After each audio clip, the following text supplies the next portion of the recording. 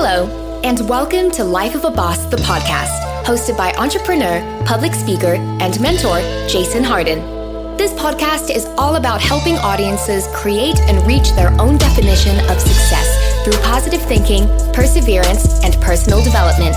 Having survived extreme obstacles from an early age, such as cancer, poverty, abuse, family dysfunction, and even homelessness, Jason has learned how to master the art of resilience and defy all odds to become the boss he is today. So, get ready for some serious game and remember to keep an open mind.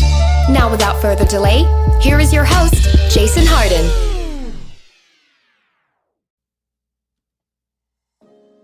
Thank you and hello, I am Jason Hardin and welcome back to another wonderful episode of Life of a Boss, the podcast all about personal development.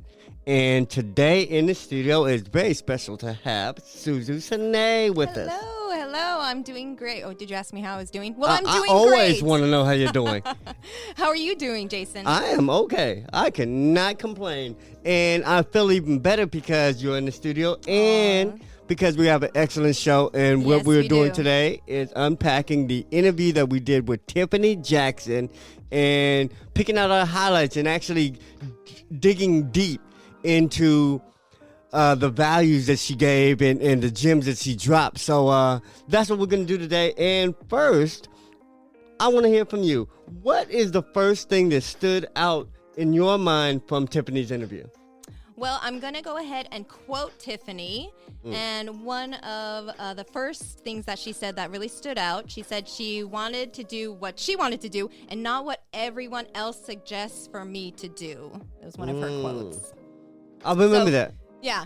Go ahead. What does that mean to you? So it's, staying true to herself, and realizing what her own values, standards are, and rather than compromising. Exactly. Her own values to fit somebody else's view as who she should be. Because what I got from the interview, when she started her career in music, she was groomed by her collective and by her former, management team or whatnot. But she was groomed to be a certain type of way and a certain type of artist. And after which, she had to deprogram herself because just like you said, she wanted to be true to herself and didn't want to be groomed for the world and wanted to be groomed as an artist that she appreciated. And I think that's so important because I think in a lot of what we do, we sometimes lose that authenticity. Yes. We sometimes try to please others as opposed to pleasing ourselves and what we really want in life. Yeah. So that was very important. Yes. All right, we're moving on to the second quotable quote. It is, quick success builds ego, but slow success actually builds longevity. I love that because that's a takeaway I got myself. Oh, that's great. Yeah. So what did you get from that? So it's not earning it. It can lead. I can see how it would build the ego to think, oh, I'm entitled to this. This is in my blood, and also then it may, if that's built on ego, then when you don't repeat that process, now you don't have that longevity, you don't have that confidence or that esteem. Exactly. And you're totally right, because when she said slow success builds longevity, I totally resonated with that because you can't take that away. Yeah. Like that fast success, somebody can give you that. Somebody can put you on. Somebody can put you on that stage in front of that spotlight. But just like they put you on, they can take it from you. Yeah. But when you have that slow success, you built that reputation. You build those skills. You build your own connections and network and all that. So what you build yourself is kind of hard to be taken away from you. Yeah. And that's what I love, that she found that, because a lot of artists don't find that. Yeah. Because once again, we get into a people-pleasing industry. You only get paid if somebody likes you, so it's very easy to just try to be likable instead of being who you are. Yeah. And you don't you build like all of your happiness on that quick success. And when you don't get it again, may not be You're as very happy. unhappy. There's a reason they say one-hit wonders. Exactly. And not to have anything against those people who had that one-hit wonder, because a lot of them find that the game isn't for them. You know, they take their money and they leave, and they flip it like Vanilla Ice. You know, like the boys. They took their money and they built something else from it. Yeah. So, but going back to what you said, it's all about authenticity. You know, and the truer you are to yourself, you're more willing to take those lumps and those bruises in your time to get there. You're not really compelled for that quick fix or that quick solution. Yeah. And I love that she found that in herself. I love it too. Oh, All right. What's your next quote? Next quote. I started to feel like I was grooming. Oh, this is kind of close to what you said. I started to feel like I was grooming myself for the world instead of myself. Back to authenticity, man. Yeah. To be successful, you have to be true to yourself. You know, you can gain success by being fake and like you say, people pleasing, but you won't really be happy or satisfied. Or you look back at your career and you'll have so many regrets because it wasn't what you wanted and it's what somebody else wanted. Yeah, it's real freedom. Exactly. And freedom is important when creating your own definition of success. Yes. That's what my definition is freedom. So I wouldn't sign $1 million contract to be locked in a box doing what somebody tells me to. It just doesn't work for me. And I'm glad it didn't work for her because she is more successful now than she has ever been. Yeah. What else do you have? All right, last quote. The last thing I want is for people to know my name for something that has nothing to do with who I am. Wow. That was probably my favorite. I love that one. I like that too because it goes back to authenticity. And I think her whole interview was about being herself. Yeah. Because it being seemed true like, to yourself. Exactly. Because it seemed like her whole career in the early phases of it was somebody trying to mold her. Yeah. And especially in that type of industry. It's so common. Woman, especially for a woman. Yeah. It's so common. Especially when you get into those studios and those environments with these guys that want more than just your talent. Yeah. You know, so if you're a recording artist out there, be safe.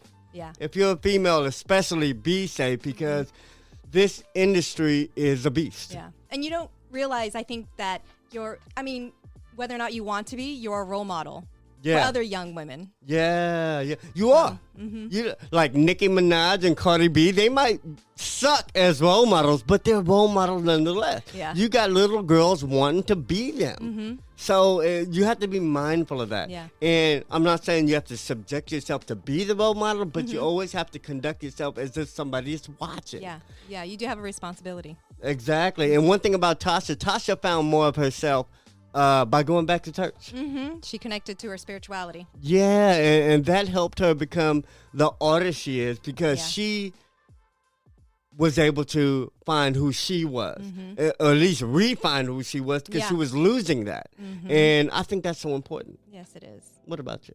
I think it is very important. We want to be able to, especially in any art form that you're doing, you want to be able to be happy with what she said, another quote was focusing on output rather than outcome. And I love that because you have to be happy with how you're expressing yourself because really, if you're happy with it, then whether anybody else is, it's not as important. So you're right. Yeah. You're right. And I think that's like, it's a fine line you have to walk. When you're trying to make money with the product, you do want somebody to like it. But I always for me, myself, I have to be the first person that likes what I do. And I know that if I truly like it, there's somebody else that represents me. That represents my taste, my likes. So somebody else is going to truly love it for what it's meant to be. You know, so I think that's what Tasha found in her music.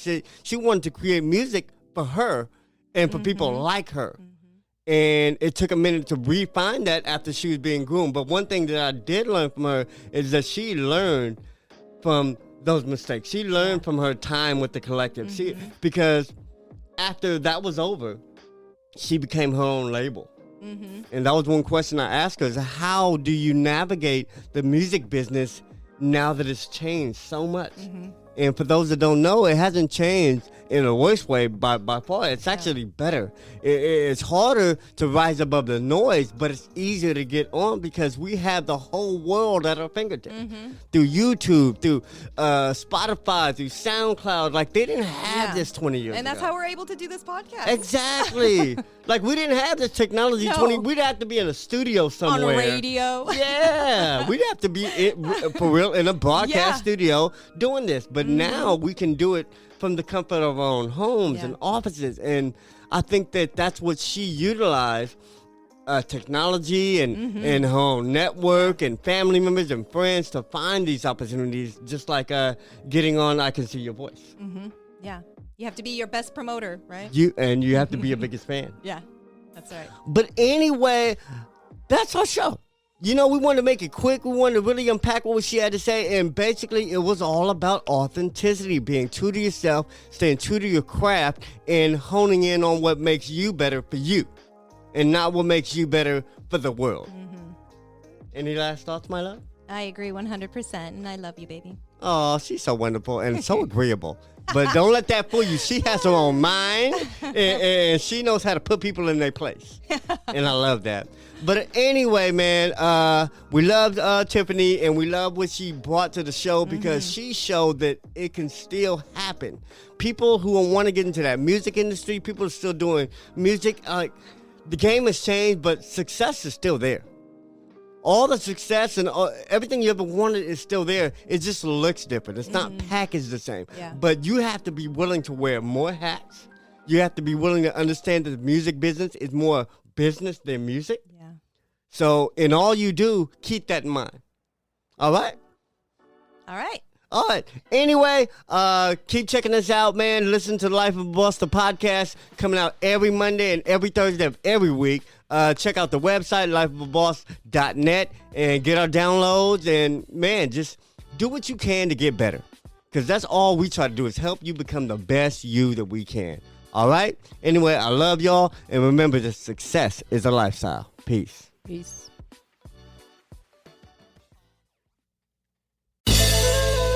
Did anything stand out to you in today's show? If so, let us know. Your questions, comments, and concerns are important to Jason, as he is determined to always deliver to you only the most impactful information and content. Until next time, please subscribe, like, comment, share, and leave a review whenever possible. You may visit lifeofaboss.net for more episodes and great resources to help you become the absolute boss that you were meant to be. You can also follow Jason on Facebook, Instagram, and Twitter at Hardin. Thank you. And to never forget that success is a lifestyle.